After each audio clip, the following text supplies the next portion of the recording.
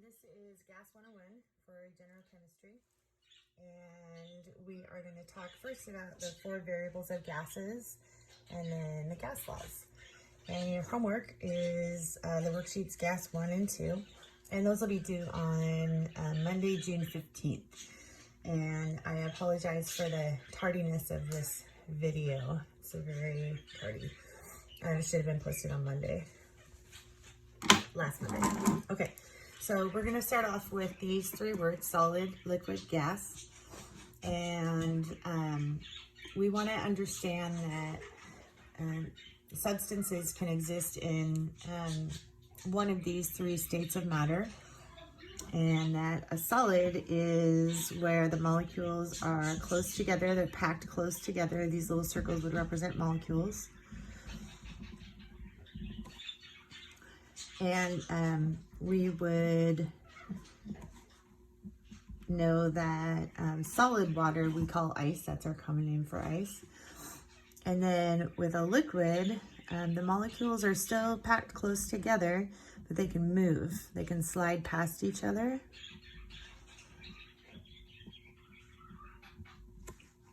Okay, and this is just drinkable water. Okay, and then as a gas, we would call this steam. And as a gas, the molecules, instead of being stuck together, are spread out really far apart.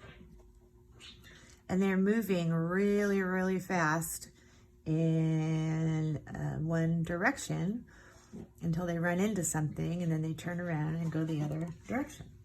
Okay, so this is also water. Notice that the molecule hasn't changed. All that's changed is the motion of the molecules.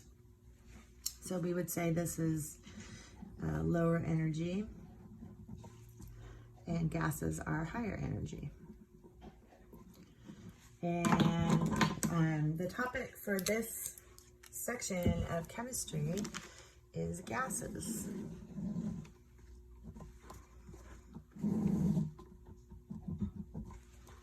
So we're just going to talk about how gases behave and the 4 variables of gases.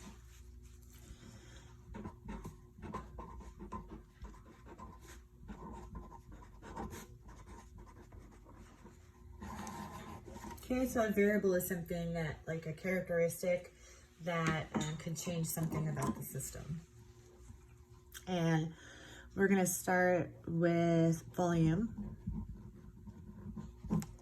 And volume is just the 3-dimensional space a gas sample occupies.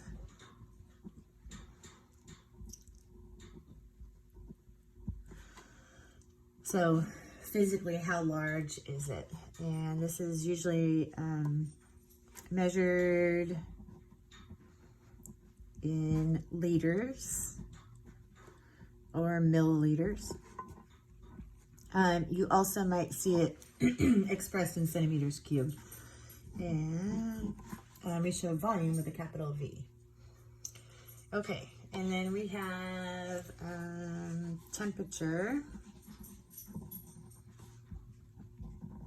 And temperature is indicated with a capital T. And temperature is just a measure of the kinetic energy of the molecules.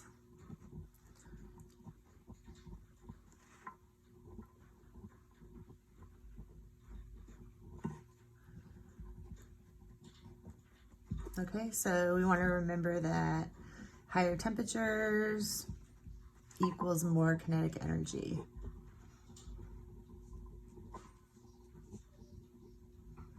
So higher temperature means the molecules are actually moving faster.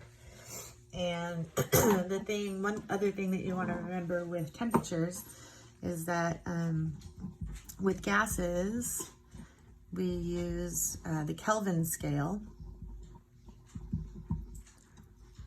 And in order to translate from degrees Celsius to Kelvin, we know that Kelvin is equal to degrees Celsius plus 273.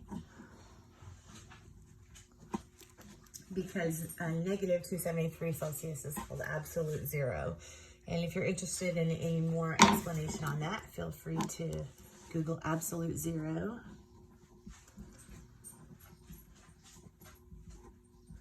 Is negative 273 degrees Celsius.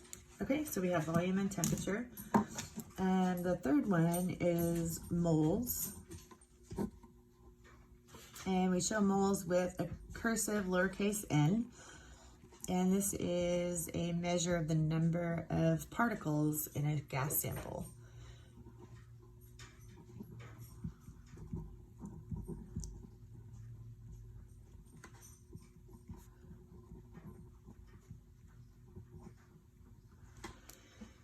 Okay, so we have volume, temperature, moles, and our last one is pressure. And pressure is indicated with a capital P. And pressure is defined as the force per area exerted by the gas molecules on the walls of the container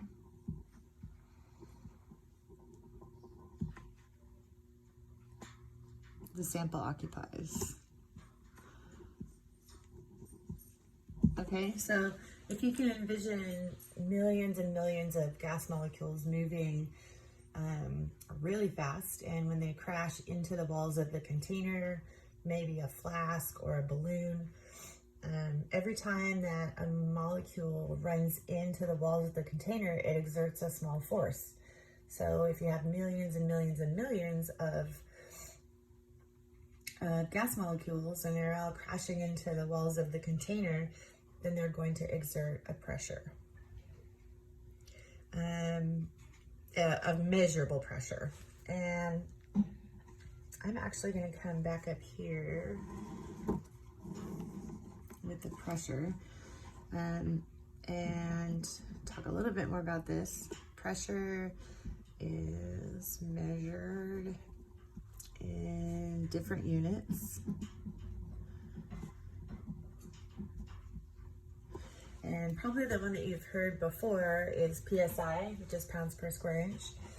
The most common one used in chemistry is atmospheres. And what I'm going to do is give you some equivalents for pressures. So 1 atmosphere is equal to 14.7 psi, is equal to 101.3 kilopascals. And then that's also equal to 101,300 pascals, equal to 1.013 bars, equal to 760 torr, also equal to 760 millimeters of mercury. So these are all equal to each other. Those are all, these are all units that are equal to each other. And you should be able to translate between atmospheres, PSI, kilopascals, pascals, bars, torr, and millimeters of mercury. And I'll do an example for you here in part 2. Okay, thanks.